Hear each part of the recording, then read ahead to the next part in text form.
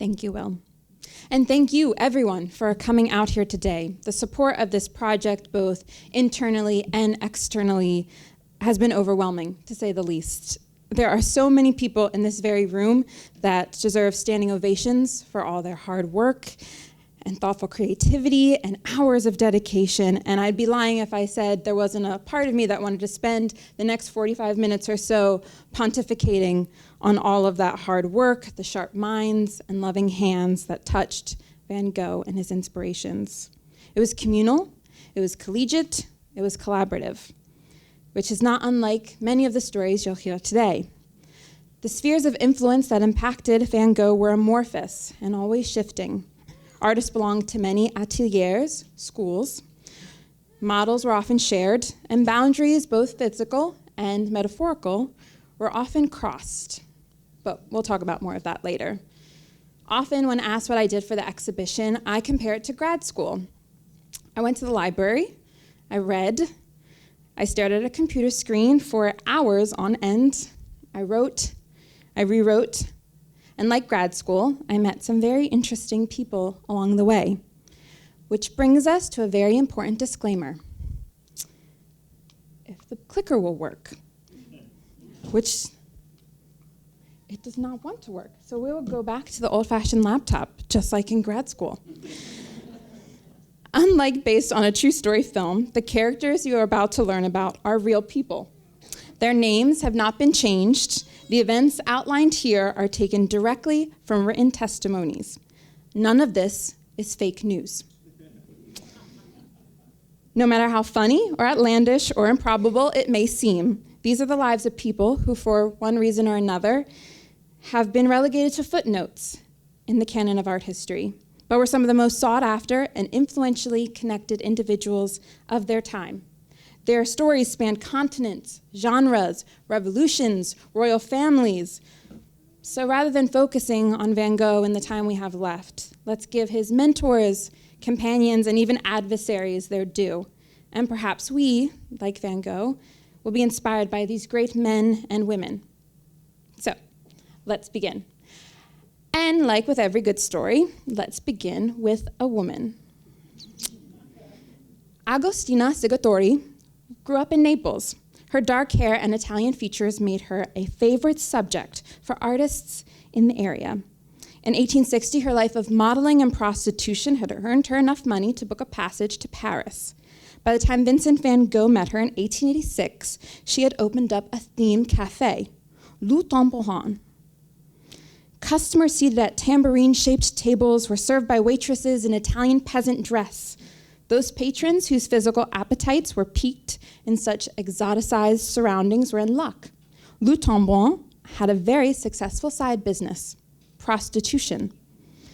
In addition to the physical comfort Agostina Sigatori's girls could provide, her roster of women served as models for her more artistic customers.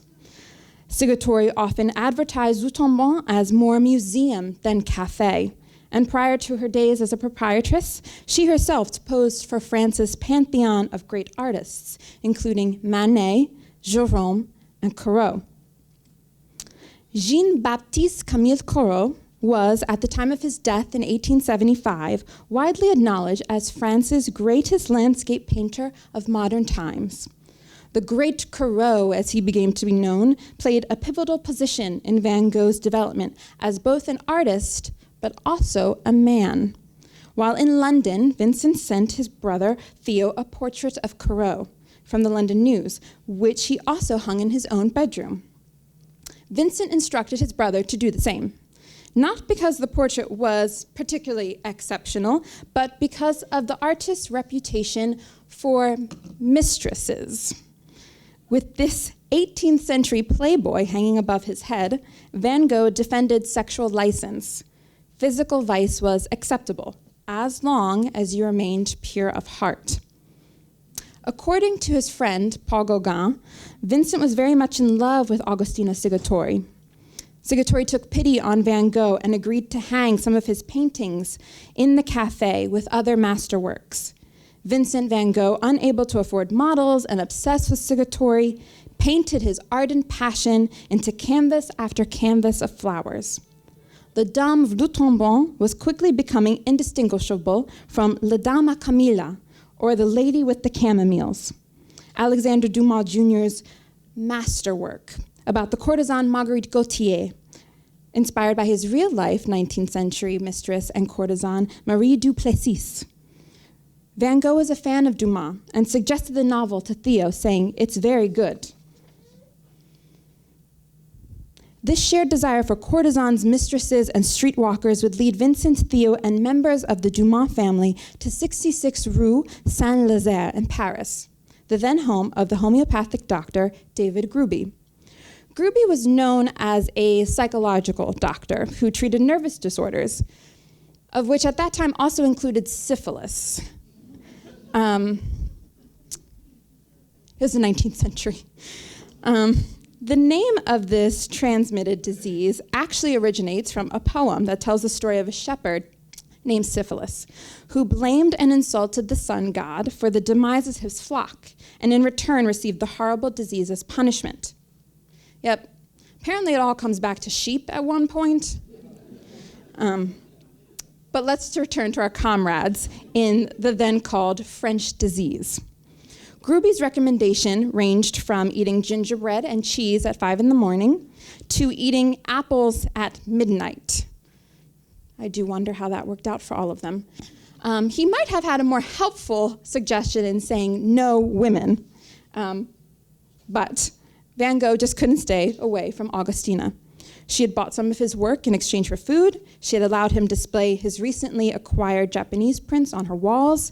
She gave him a public platform for his first series of floral paintings, of which were influenced in no small part by Sigatori's lover, Corot. After seeing Corot's work, Van Gogh sent to his friend, Anton van Rabert, Corot's studies on nature, calling them honest as the day is long, thoroughly sound. Rabert would spend 3 weeks with Van Gogh in Eden, drawing studies of nature, also drawing studies of lilies, one of which is featured in the show. 5 years later, Van Gogh would paint lilies for Sigatori, a woman who could be flattering and seductive, and in that Van Gogh found love. Interestingly enough, purple flowers during that time was a euphemism for the French disease. And Van Gogh would carry purple flowers around for the rest of his life, but he would lose Sigatori and more when Lutombon went bankrupt and was forced to foreclose, selling off everything, including Van Gogh's prints and paintings. But if Van Gogh couldn't be made to be celibate, perhaps Gruby should have prescribed just one woman, the kind of woman that can change a man's career, as another of Sigatori's lovers, Jean-Léon Gérôme, would find out. Gérôme, our sturdy fox in the middle, taught Anton van Rabert and Gérôme. He taught Jean-François Raphael. Both men, despite their tutelage, chose to focus on the single man with a spade type, rather than the style of Gérôme, now known as academianism. Raphael was much more interested in the effects of the modern world on people, rather than on a foreign country that most people couldn't afford to see. But worlds of ancient civilizations or myths were Gérôme's bread and butter, and they were all the rage in popular publishing. In the mid-1840s, Adolphe Goupil sold most of the art prints in Europe. By 1861, Adolphe had partnered with Saint Van Gogh, Van Gogh's paternal uncle and art seller. It was Saint, also called Vincent, who secured Vincent his first job at Goupil, an art dealership in The Hague. Marie Goupil, the daughter of Adolphe, would marry Jean-Léon Gérôme in 1863, securing his artistic representation at Goupil in perpetuity. It's really hard not to feel a little bit like Sherlock Holmes throughout all this, finding a person, tracking their whereabouts, and ultimately hoping to learn just enough about them to tell us, in fact, a little bit more about their world.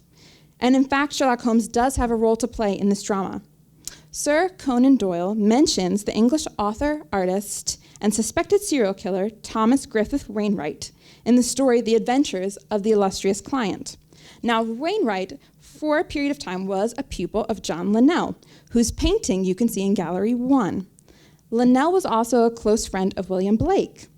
Linnell, a writer himself, published polemics on theology, learned Hebrew and Greek so he could read the Bible in its original version, and become the father-in-law of Samuel Palmer, considered by many to be the English Van Gogh. But back to the real Van Gogh. While working in Goupil's stockrooms, Vincent came across Gérôme's visions of the Orient and Middle East. Years later, he would continue to criticize Monsieur Gérôme for his photographic quality. But much of Gérôme's future connections and contacts came from the introduction of photography and his use of lithographic reproductions. Gérôme's father-in-law oversaw the photolithic department at Goupil's, pictured here. And photography transformed many of its represented artists' works into mass-produced lithographs, including Jules Joffre Febvre and Jean-Joffre's Benjamin Constant. Both Febvre and Benjamin Constant would go on to be instructors at the Académie Julian in Paris. Unlike other art schools at the time, Académie Julian accepted women. And to this cohort of students, Febvre and Benjamin Constant taught them how to paint and sketch the contours of the female form.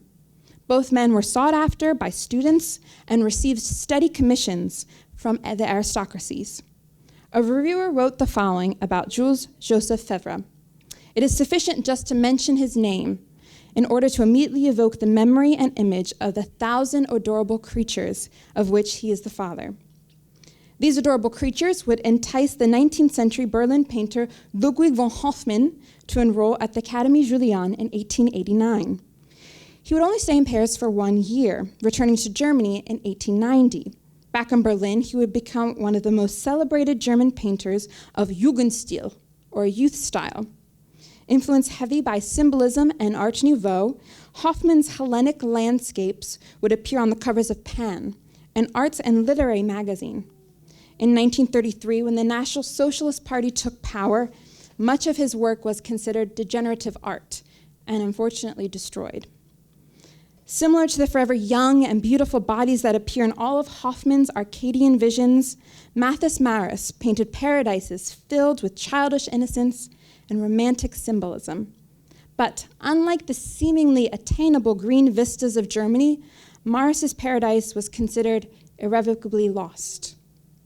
At the time Maris was living in Paris, he was known to be depressive and difficult to deal with. The Dutch painter and art critic Jan Veth called Maris a noble madman, a grimacing, sick dwarf. Despite the mad artist representation, or perhaps because of it, Van Gogh asked Maris to be his teacher. But Maris declined, saying, "You would have an odd one in me." There was, however, another artist under the house of Goupil who agreed to teach Vincent, and that was his cousin Anton Mauve. Both Mauve and Maris were part of the Hague School, a group of Dutch artists active between 1860 and 1900, who painted location-based renderings of local activities and typography throughout the Hague. From 1882, Mauve painted in Lorraine, a village located in the Netherlands' barren heathlands. There, his name became synonymous with sheep painting. Sheep, apparently, aside from providing wool and meat, were great tools for giving scale and depth to a landscape, not to mention their very long metaphorical history. Mauve was married to Van Gogh's cousin and gave Van Gogh his first painting lesson in 1881. Their mentorship was short-lived. Though Van Gogh adored Mauve's ability as a colorist, he was terribly critical of his teaching. During a session of sketching plaster casts, Van Gogh hurled the cast into a coal bin, saying, "I will draw from these casts only when they are whole and white again." Still life drawing proved to be a point of contention for the two, and their relationship officially dissolved after Van Gogh started a relationship with Cassine Marie Hornock, a prostitute. But not before Mauve managed to make Van Gogh an associate member in the Poultry Studio, an artist society in The Hague. Founded in 1847, the Poultry Studio gave its members the opportunity to draw from life for free. Johannes Maris Tenke was also a member of this artistic gentlemen's club. Son of a court painter to King Wilhelm III, Cade would specialize in children at play, all of which was very romantic and also highly unrealistic. The lives of his subjects were hard, and childhood only lasted for a brief moment before one was expected to work and frequently die from work-related injuries. It could be coal mining or log stripping. After Mauve's death, his body was interred by the side of the Hague Canal, and wildflowers, like those pictured in his pastoral scenes, were planted along his tomb. His landscapes of sheep and cattle would inspire another sect of artists to look to the art of nature. One could even say it became a mania, a frenzy, that one savvy female would build her livelihood on. When artists began to descend on the forest of Fontainebleau, the village greengrocer, Madame Guillan, decided to open an inn for these landscape painters in search of a simple life in communion with nature. Auberge Guillan, on Rue 92 Rue Grand, became the gathering place for hundreds of artists living and working together. In the wake of a cholera outbreak in 1894, Jean-François Millet and Charles-Aimé Jacques traveled to the small village of Barbizon near the Fontainebleau forest. Millet rented a barn for a studio and lodged at the Grand Inn, where Madame Guillan encouraged all of her guests to make artistic upgrades to the establishment's walls and furniture. Unlike his Barbizon contemporaries, Millet spent most of his time between his studio and the inn's fraternal dining hall. He rarely painted directly from nature, and unlike the rest of the landscape artists focused on the residential of the fields, Jacques was much more focused on the surrounding environment. Jacques couldn't have cared less about the peasant population. He was much too focused on pheasants, cows, horses, pigs, and sheep. Think of Jacques as this show's resident Dr. Dolittle. From his farm, Jacques submitted articles on the raising of livestock to agricultural journals, sold eggs, and painted his favorite subject, animals. In the annals of Barbizon, Jacques is remembered as always having a small flock of tame sheep wherever he went, ready to serve as his models should the needs arise. But not all bucolic scenes are as they seem. Jacques' pastoral whims led him to petitioning to the mayor to close the Massat Gate of Fontainebleau to tourists and build a new entrance, one that did not run through his recently purchased piece of land and disrupt his fluffy and feathery friends. The petition proved to be a point of contention between Millet and Jacques.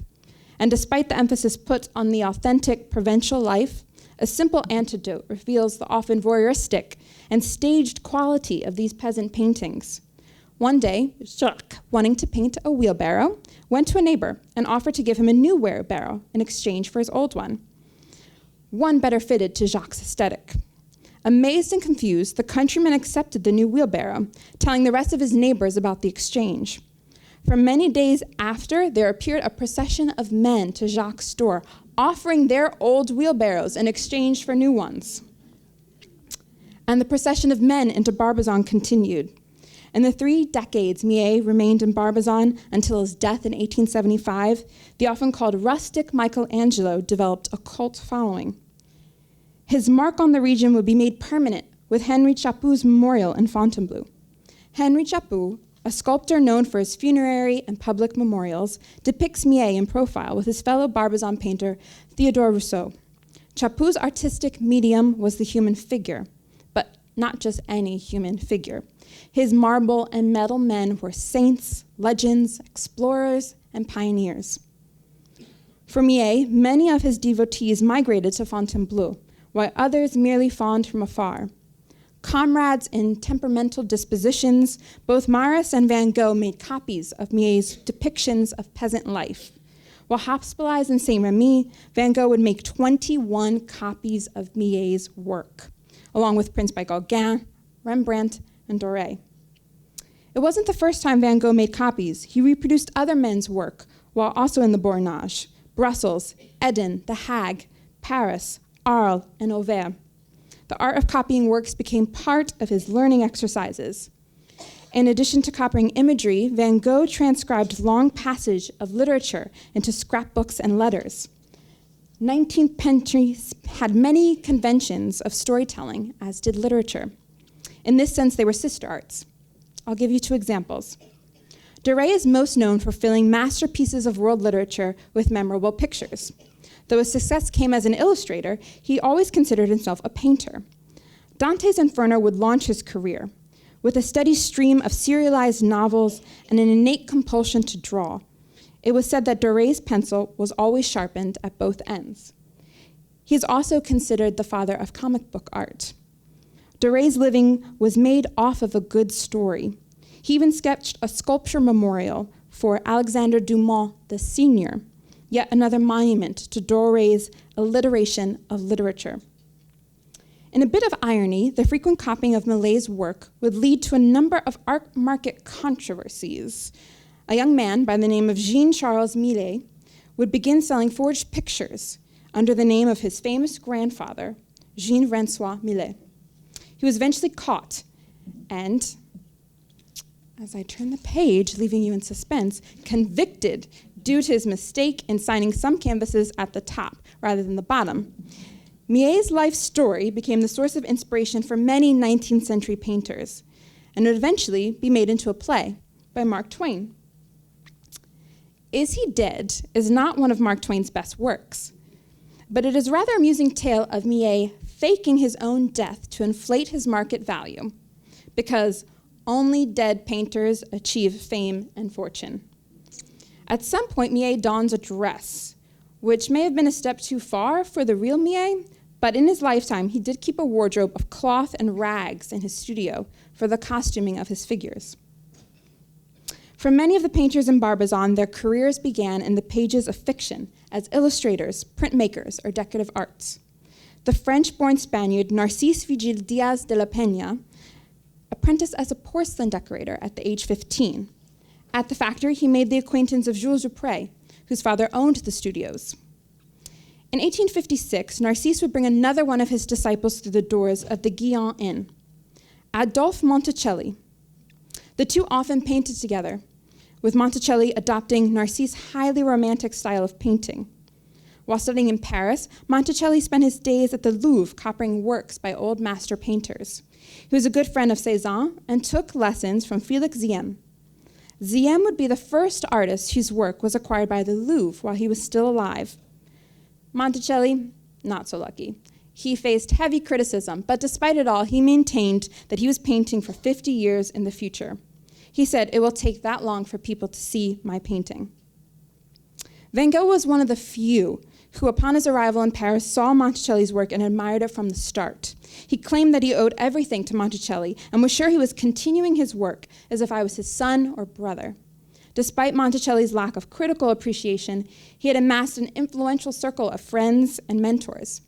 His own teacher, Félix Ziem, was one of the wealthiest artists in 19th century France. Not only that, Ziem loved money. He loved to be surrounded by money. Among his more wealthy students was the young English Princess Victoria, later Queen of Britain. Upon becoming queen, a portrait of Victoria was commissioned by the proprietor of the Illustrated London News.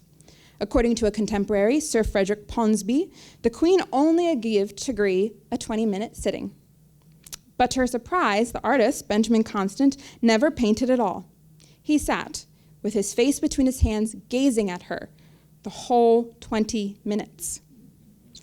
The painting depicting Queen Victoria on Pugin's throne in the Palace of Westminster would later be exhibited at the Royal Academy after her death.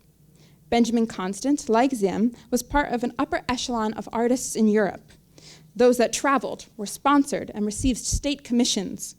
But there was another enclave of artists in Paris, a small group without money, rules, or royalty.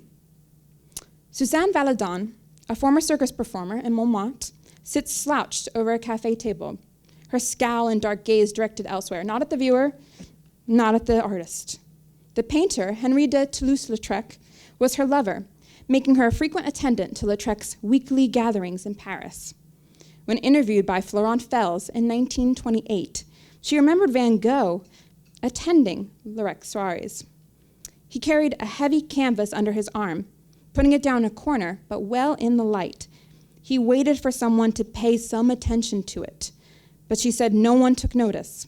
He sat across from it, surveying the glances, seldom joining in the conversation. Then tired, he would leave, carrying his latest work. But the next week, he would come back, commencing and recommencing with the same stratagem.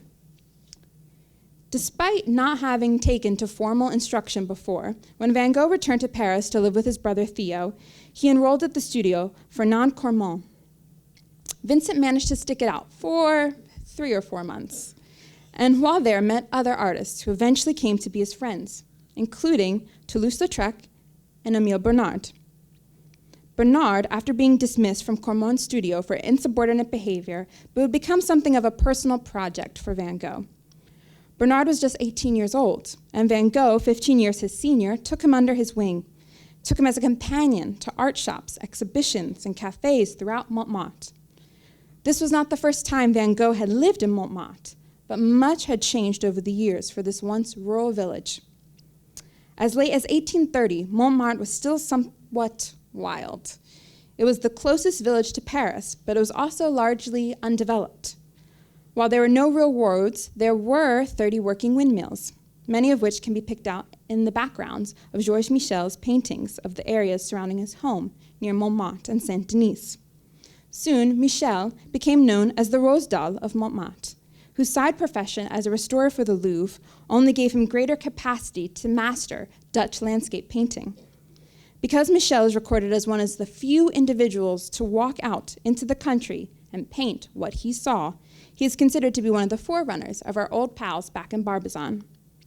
But if Michel had walked out of his house in 1886, when Van Gogh returned to Paris, he would have had a much different scene to paint.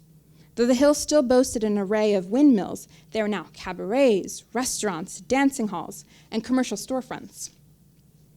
One of Van Gogh's favorite retailers was Siegfried Bing, the gentleman all the way to your left. Bing, a German native, had built an emporium of Japanese art. Always at the zenith of French decorative arts, he would later usher in the era of Art Nouveau, but for now, he was in the stock of trade of all things Chinese and Japanese. In a letter to Theo, Van Gogh wrote about a visit to Bing's store, saying, "I learned there myself, and I made Anqueton and Bernard learn there too." Vincent would try to use his old connections to Goupil to get store credit, and amongst Bing's collection of authentic imperial furniture and print reproductions, Van Gogh discovered many already celebrated icons of Japonisme, including Yutagawa Hiroshige. Yutagawa Hiroshige was born in Edo, the name for Tokyo at the time, and planned to follow the career path of his father, a fire watchman. But after his parents' death, he decided to become a ukiyo-e artist, which translates to art of the floating world. The genre was meant to make the viewer realize the impermanence of life through an emphasis on enjoying pleasure and the depictions of carefree environments. Japan's brothels and theaters featured prominently in this floating world. Hiroshige would eventually retire from both the floating and non-floating world and become a Buddhist monk in 1856. 2 days later, he passed away. But Van Gogh wasn't the only one collecting and attempting to replicate Hiroshige's Japanese homeland in the West.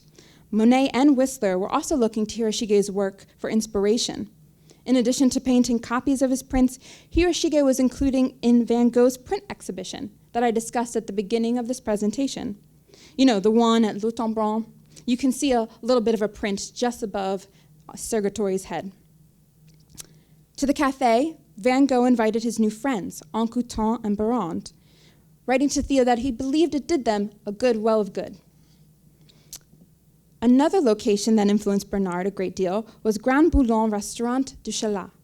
At the end of 1887, Van Gogh got the opportunity to exhibit his work at the Restaurant du Chalat and invited Bernard, Anqueton, and Lautrec to join him. Not a single paper wrote about it, but it was visited by Pissarro, Gauguin, and Seurat. Not only that, Bernard sold his first work. When not drinking or painting, Van Gogh and his circle of friends often found themselves at Père Tanguy's shop. Tanguy sold paint, but he also sold art. He frequently exchanged paintings for supplies with artists and chose to hang artwork in his window as advertisements for his product's quality. But before we leave Montmartre, I'll give a little shout out to Louis Anqueton, who comes up quite a lot in recounts of Van Gogh's life from 1886 to 1888. In addition to painting his friends, Louis Anqueton is credited with co-curating with Émile Bernard cloisonnisme.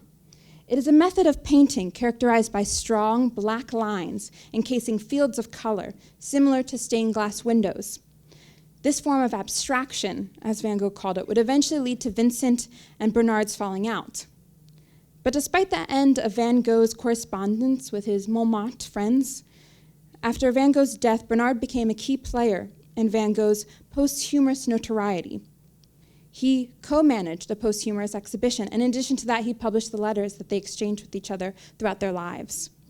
But perhaps no one played as big a part as Johan Bonner van Gogh.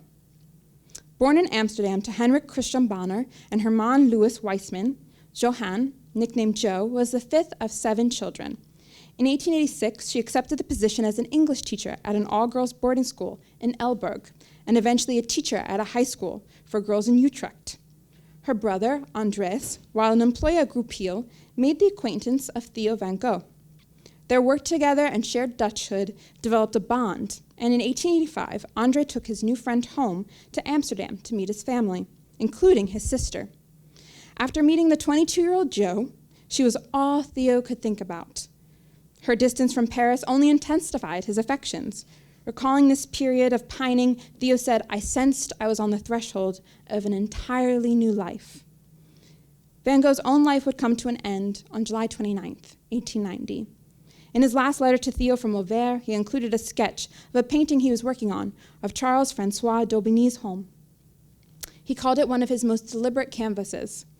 Although usually classed with the Barbizon school, d'Aubigny lived not in Barbizon. Just as Jacques was famous for his sheep, or Mauve for his gray atmosphere, d'Aubigny also had a defining claim to fame, his boat. D'Aubigny spent the last 30 years of his life largely along the Seine and the Oise, on Les Bottines. Measuring 20 feet long or 6 feet beam wide, this flat-bottomed ferry had a cabin where d'Aubigny would sleep and work for hours on end, meticulously painting the shifting of light on the surface of a calm river. D'Aubigny was committed to capturing nature as it was, and as it was, water, or the voyage associated with sea, featured predominantly in Van Gogh's Museum of the Mind. I mentioned Dupré in passing with Narcisse back in Barbizon, and I'll mention him in passing again because, he painted sailboats after all. So, unlike his fellow landscapist, Dupré was not interested in the world as it was, but what it could be. He would work on the studies he gathered out of doors, not for days, not for months, but for years. A painting made in 1840 could be found on his easel, waiting to be finished as late as the 1860s or even the 1870s. And while we're on the subject of seascapes, the name Alfred Stevens crops up frequently in the accounts of Impressionist painting. D'Aubigny, often considered the father of Impressionism, was cleanly observed by Stevens. Though the majority of Stevens' works are a painted catalogue of Parisian women during the Second Empire, ill health forced him to spend considerable time by the sea in Normandy. While there, he agreed to sell any work he made to his dealer, Jos Petit, in exchange for a retainer, most of which were sold to traveling American investors interested in seaside views filled with fashionable women or atmospheric seascapes. The course of love, like a tempestuous sea, is rarely smooth sailing, and things were about to get rocky for Theo and Joe Bonner. Theo, after proposing to Joe on July 22nd, 1887, was, to his dismay, rejected. Joe claimed that she didn't even know Theo, and in response, Theo began to write her letters, hoping that through our correspondence, she would get to know him more and eventually fall in love. The following year, having suffered her own unrequited love, Joe decided to stay with her brother in Paris and came across Theo in Montmartre. Their chance meeting sparked a series of deeper in-person conversations and led Theo to ask for Joe's hand in marriage a second time. She said yes. On April 18, 1889, Joe and Theo were married in Amsterdam's town hall, and 2 days later, she moved with Theo to Paris. But July 5th of that year, Joe writes to Vincent at Saint Remy to tell him that she is pregnant, and knowing in her heart that it is a boy, she wants to name him after Vincent, if he agrees to be the child's godfather. Vincent Wilhelm van Gogh, as he would be christened, would travel with his mother and father to visit his grandfather in Auvers. He would accompany his father to a mental institution in Utrecht and would move with Joe to New York City in 1915 while she worked on translating Vincent and Theo's letters into English. When they arrived to the U.S., both son and mother had missed the Louisiana Purchase Expedition, also known as the St. Louis Fair, by about 10 years. But it is an international exhibition worth taking note. From April 30th to December 1st, visitors could experience the sights and cultural legacies of over 62 countries.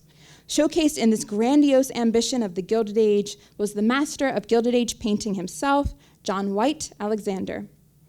Alexander's gravitation to portraits began with political cartoons and caricatures. At 17, he applied for a job at Harper's, but there were no openings in the art department, so he accepted the open position of an office boy. After he left Harper's and opened his own studio, one of his first commissions would come from, you guessed it, the Harper brothers. Increased recognition brought him a commission from his hometown of Pittsburgh. Carnegie Museum of Art asked Alexander to do a series of 15 paintings covering almost 4,000 square feet for their grand staircase. The Crowning of Labor by Alexander was at the time the largest commission ever bestowed upon one artist. Alexander died just before finishing the panels for the third floor. At this point in the industrial period of America, the image of the worker or one of the anonymous masses toiling in fields became exceedingly popular. French painter Léon-Augustin Larmite and Constantin Mugne, the Belgian sculptor and painter, were sought-after artists. Mugne worked in these various workshops for a period of time while living in a Trappist monastery. It was during this period that he also sketched workers at a glass factory in Saint-Lambat. From then on, Mugne's artistic vision would be filled with heroic or saintly workers. The secular and the religious made one in the bend of a laborer's back. Religion appeared in many forms at the St. Louis Exposition, including Jean Barrot's image of Christ that you see in Gallery 4. Positioned in the West Pavilion, this painting is a departure from Barrot's earlier work, much of which he captured from a cab. Beginning as a portrait painter in Paris, Barrot's studio on wheels allowed him to observe Parisian boulevards unnoticed. Some men choose boats, like Daubigny, and others pick cars. Not much has changed. But by the 1890s, Barrot's later work had developed a religious sentimentality. Gone were the theaters and private soirees, and in their place, prayer and romanticism. Vincent van Gogh would carry on a tumultuous relationship with religion for most of his life. Since we are swiftly running out of time, I won't go into too much detail, but before you is a painting by our Children at Play artist, Kate. It's a departure from his genre scenes, to be sure, but it is also a depiction of the church where Van Gogh's uncle preached. In Letters Back Home, Vincent refers to time spent strolling outside this very church. Despite his desire to be a man of God, Van Gogh continually sought peace around the peripheries of faith. While living with his uncle Sticker and studying for theological school, Van Gogh had in his room a portrait of Calvin by Henri Shaffir. John Calvin was a French theologian during the Protestant Reformation. Henri Shaffir, a renowned French painter during the first half of the 19th century, created many celebrated religious compositions. For some reason, it was also around this time that he decided to publicly stop exhibiting his work and shut himself away in his studio. Many of his paintings he produced in seclusion were never seen until after his death in 1558. Yet none would ever be as famous as Christus Consolator. The subject was inspired by Luke 4:18. I have come to comfort those who are brokenhearted and to announce to the prisoners their deliverance, to liberate those who are crushed by their chains. Within the image are many political references to the Western world at this time, including Christ with his left hand releasing a dying man from shackles, the personification of Poland and its failed insurrection against Russia in 1832. Long after that print ceased to hang in Van Gogh's bedroom, it was Johan Bonner Van Gogh who had released Vincent from the shackles of obscurity. In a diary entry after the death of Theo Van Gogh in 1891, Joe writes, "He, Theo, has left me another task, Vincent's work, getting it seen and appreciated as much as possible." During her lifetime, she spearheaded many exhibitions, sold around 250 original Van Goghs, and self-financed the publication of Vincent and Theo's letters in Dutch. It was through her tireless efforts in promoting Van Gogh's legacy that we all have come to know his name today. But what about all the other names I mentioned in our time together? I will admit, there were some artists that I spent more time on than others, but there really are so many artists and such little time. From syphilis to sheep to St. Louis, I hope that today, more than anything, you came to understand how human many of these great men and women could be. If nothing else, you got yourself a few nuggets of knowledge to showcase at the holiday parties that are inevitably coming up. It's inspiring, really, to see how connected we all are. Even if you can't see it clearly on the gallery wall, those people in this exhibition knew of each other. And not only that, they wrote to each other, had dinner together, shared lovers together, became each other's family, had the occasional falling out, like we all do. And in our own spheres of influence, which is really what Van Gogh and His Inspirations is all about. So thank you.